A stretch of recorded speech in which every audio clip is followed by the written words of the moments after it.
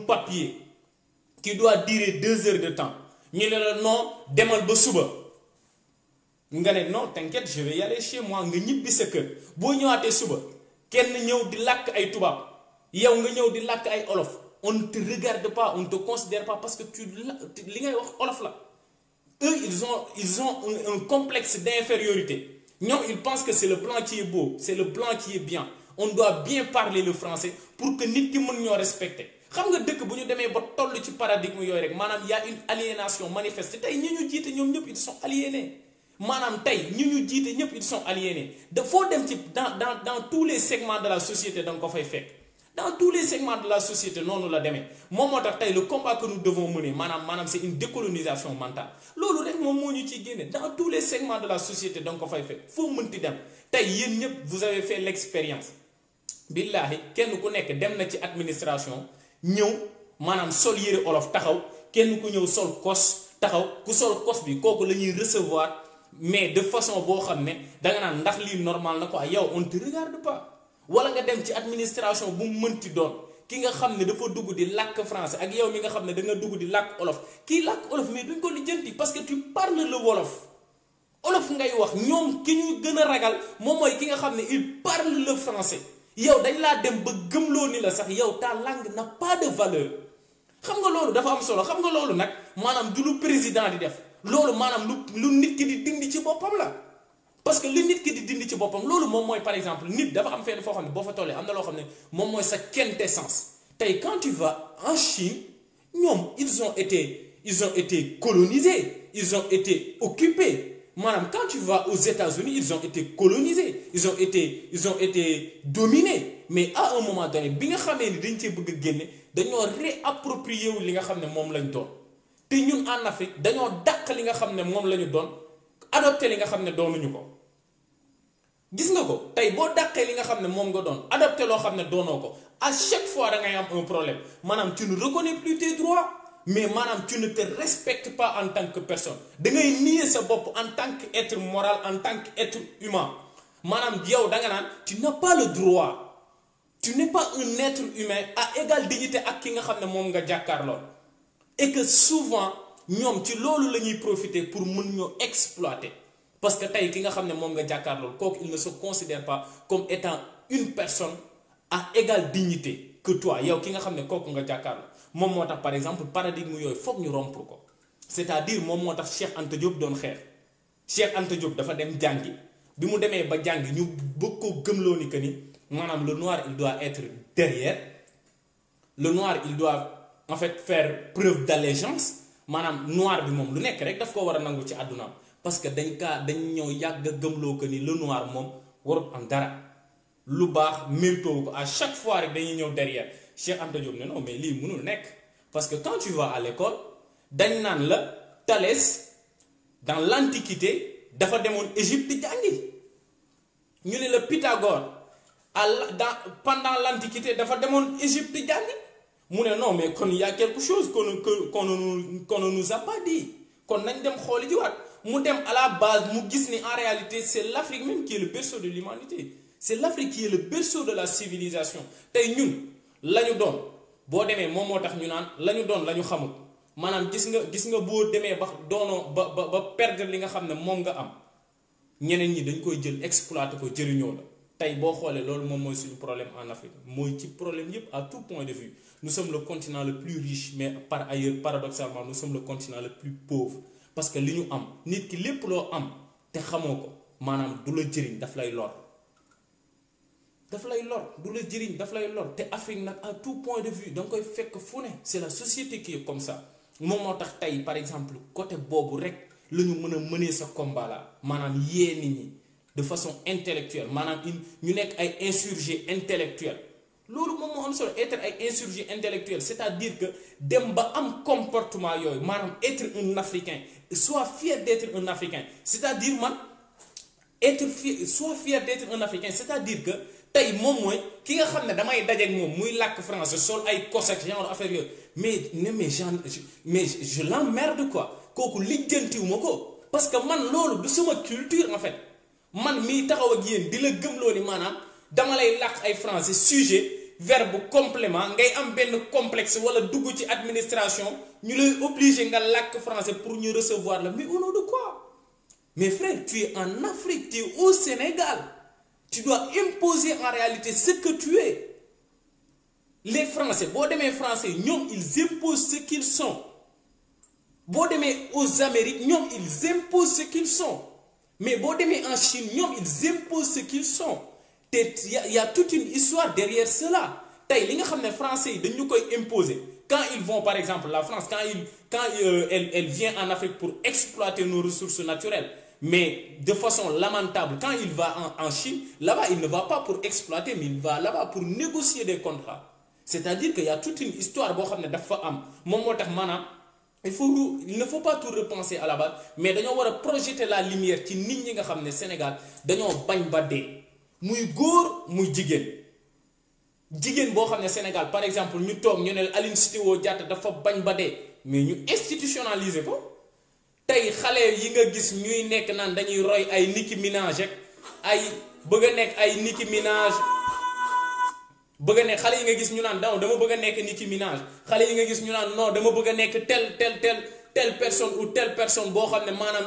bokkul ak moom nationalité wala beneen xeet la bokk mais c'est parce que quelque part bi mu juddoo ba toll fi mu toll musuñu koo jàngal ne ko Aline Sitoé Diatta dafa bañoon par exemple cette culture arachidière bi nga xam ne maanaam l'administration coloniale daf ñu ko imposé woon à fleur de l'âge ñu rey ko même pas 30 ans mais xale bi juddu nekk jigéen dem école nga yóbbu ko école ne ko sa maam dafa xeexoon ba dee ndate yàlla jóob ñooñu dañoo xeexoon ba dee par exemple pour nooteel pour tubaab bañ leen a nooteel les femmes de Nder munoo da ngay juddu ba am 30 ans doo xam les femmes de Nder lan moom moo tax ñu rey leen lan moom moo tax ñu doon bañ mais jigéen boobu ko boo defee ci moom valeur yooyu boo defee ci moom principe yooyu boo defee ci moom vertu yooyu mais kooku ndax dina génn dem France naan day dajanteeg benn blanche wala benn lii di sëgg non mais du ko def parce que danaan kii sa maam maamam gënul sama maam ndéem ñun nag ci suñu école yi dañuy gëmloo ni maamu ñeneen ñi ñoo gën suñuy maam moom moo tax nit ku ñuul parfois boo génnee boo gëmul sa bopp dëgg da ngay am complexe d'infériorité c'est-à-dire moom moo tax Macron il se donne le plaisir bu demee Burkina Faso di tapoter par exemple lexu Roch Christian Kaboré le président burkinabé parce que danaan kooku daf ko koy nangul danaan noo kii nii non mais c'est le patron quoi c'est le patron qui a parlé c'est le patron qui m'a fait ça je dois l'accepter c'est-à-dire moom mooy tax par exemple xam nga am na affaire yoo xam ne comme Macky Sall ni mu mel ni Macky Sall ni mu mel tayu ko Macky Sall moom il est aliéné culturellement moom moo tax en réalité il ne peut pas prendre ses responsabilités il est aliéné culturellement c'est-à-dire moom moo tax foo mu xaar ba Macron wax li nga xam ne Macron da koo def mu def ko ñu wax ko ak ñu ñàkk koo wax ñu téléguidé ko wala ñu ñàkk koo téléguidé mais maanaam moom mooy li Cheikh Anta Diop doon wax maanaam mu ne esclave bi nga xam ne il a longtemps appris à penser à travers son maître mu ne nit ki nga xam ne dangaa yàgg di xalaat ni nga xam ne noonu la sa maître di xalaatee même bu la sa maître libéré danga naan non man moom duma mënumaa libre parce que bu dul sama maître bi man fan laa jëm c'est-à-dire que moom moo tax Macky Sall il est obligé de faire ça tey Macron bu nekkee li nga xam ne Macky Sall def ko mesure yi nga xam ne daf koo xool imiter ko ci Macky Sall ci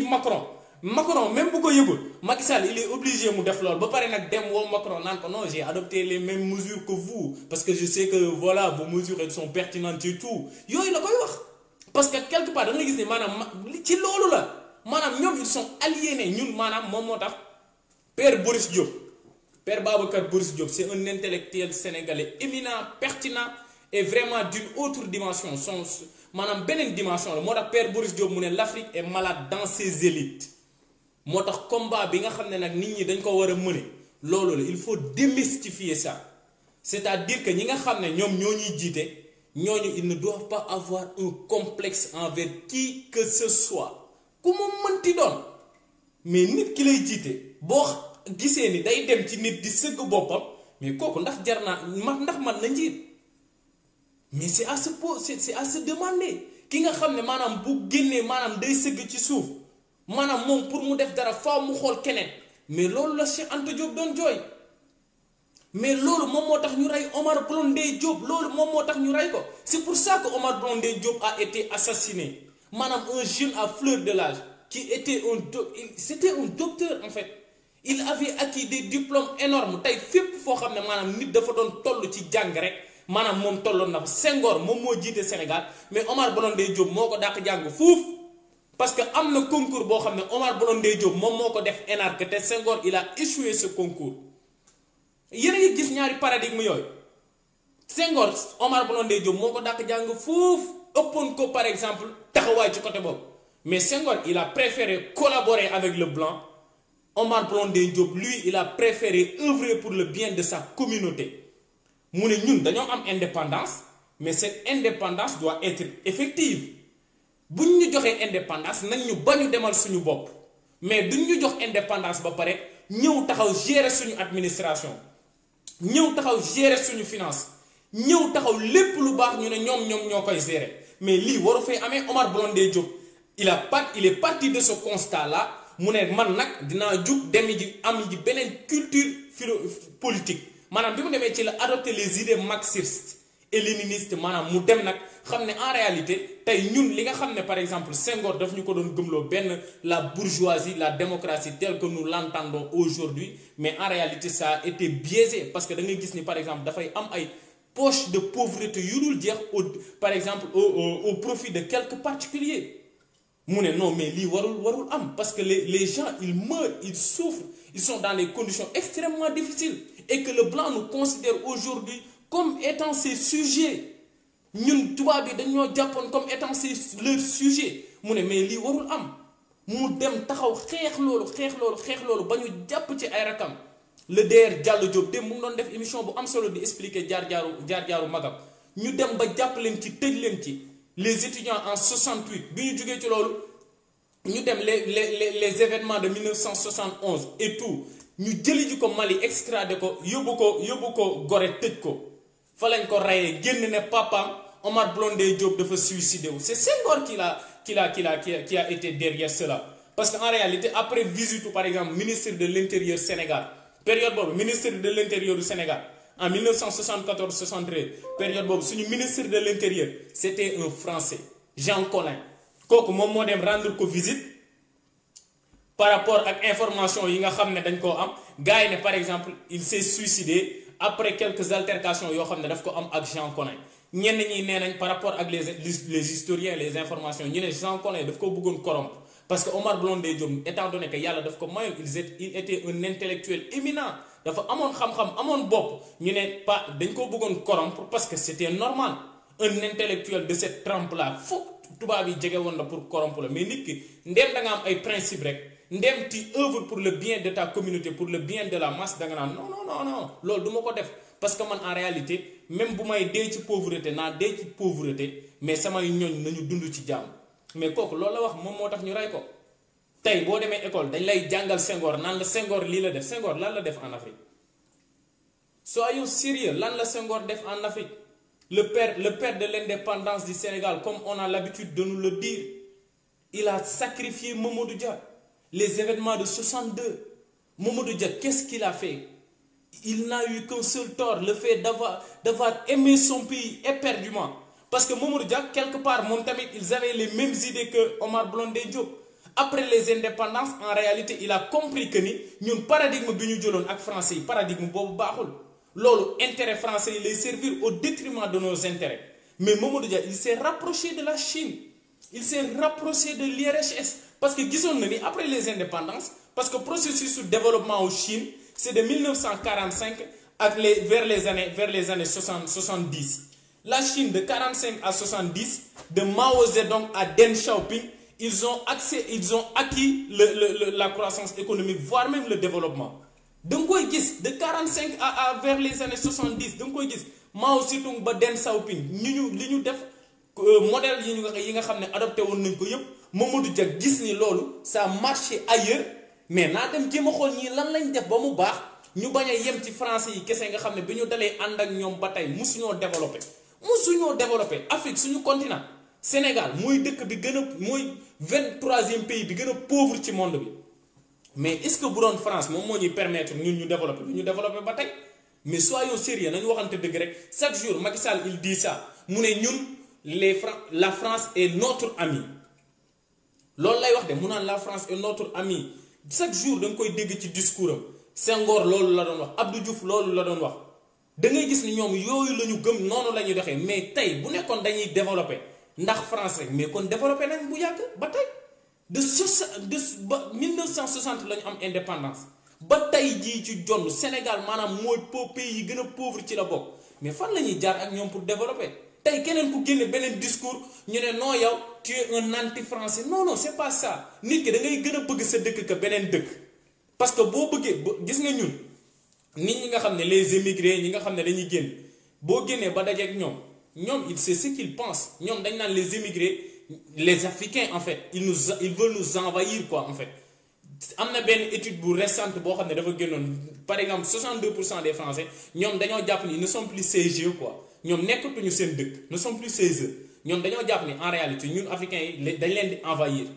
gis nga parce que ñoom dañoo jàpp ni maanaam patriotisme la ñuy dund kenn waru leen rax kenn waru leen sonal mais ñun en Afrique bu ñu ñëwee dañ naan non dañoo war a imiter ñële dañoo war a xool ñële te waruñu changer paradigme moom moo tax ci lépp lu ñuy gis rek maanaam France day ñëw day nekk suñu kaw daf ñuy biaiser en fait c'est ça dañoo maanaam dañuy infantiliser le continent africain parce que quelque part am nañ ay dirigeants yoo xam ne ils ne sont pas assez patriotes ils n'aiment pas leur pays ils ne travaillent pas pour leurs concitoyens ils ne travaillent que pour la métropole ba tey loolu moom moo am ce sont ces mêmes termes qui existent c'est le néocolonialisme moom moo tax intellectuellement ñun en Afrique nous avons des pays yoo xam ne maanaam politiquement nous sommes dominés économiquement nous sommes exploités culturellement nous sommes phagocytés on n'existe pas culturellement nag boo ko gisee à tout point de vue culturellement même éducativement sax existé wuñu moom moo tax tey da ngay gis ni par exemple pour nga xam Omar Blondin Diop faa nga dugg ci net bi pour mun ko xam pour nga xam Cheikh Anta Diop faa nga dugg ci net bi mun koo xam pour nga xam Mamadou Dia faa nga dugg ci net bi mun koo xam pour nga xam par exemple le combat que Serigne Touba a mené faa nga dem fekk ji ci par exemple des gens yoo xam ne ils ont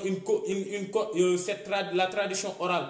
de bouche à oreille ñu expliquer la ne la Serigne Touba lii la def nga pour nga comme xam par exemple maam Alaaji Malick dañ naan la de bouche à oreille maam Alaaji Malick lii la def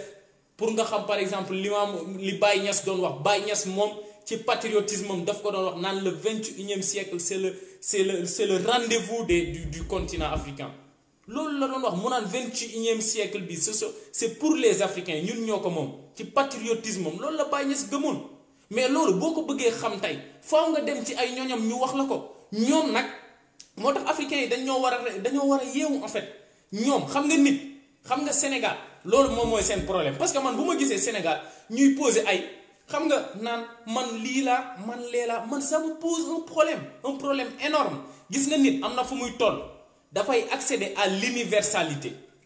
nit ki bu accéder à l'universalité dootoo soxla ndax fi bokkuwaayam ndax murit la ndax tiijaan la ndax xaadir la wala laayeen la yow lenn du la ñor ci moom lu dul xam-xamam nañ ko jëriñoo pour le bien de la communauté pour le bien de la masse pour suñu njëriñ ñun ñëpp tubaab yi nag ñoom loolu la ñu xam moom moo tax nit ki fu mu mënti bokk ñoom dañuy gis ni par exemple kii c'est un patrimoine nañ ko par exemple jël ko teg ko fenn foo xam ne maanaam dañuy mën a dépasser les clivages les appartenances qu'ils soient ethniques qu'elles soient religieuses qu'elles soient confrériques qu'elles soient en fait tout ce que vous voulez lu mu mënti doon rek lu mu mënti doon da ngay gis ne maanaam nit ñi ils feront fi de cela ils feront abstraction de cela gis nga ñun Sénégal dañoo am benn culture boo xam ne dafa énorme ñun dañoo am benn tradition boo xam ne dafa extraordinaire mais gis nga ñun ci ñu nga xam ne ñoom ñoo ñu jiite dëgg la seen bon daf ci nekk mais maanaam ñun aussi peuple bi dañoo tombé ci piège boobu c'est-à-dire que moom moo tax nit ki nga xam ne dem na tey ba am benn tolluwaay bi maanaam mënuñu koo jël ñu corporé ko en tant qu'une personne boo xam ne ci ñun la bokk et il a fait des efforts énormes il a fait par exemple de façon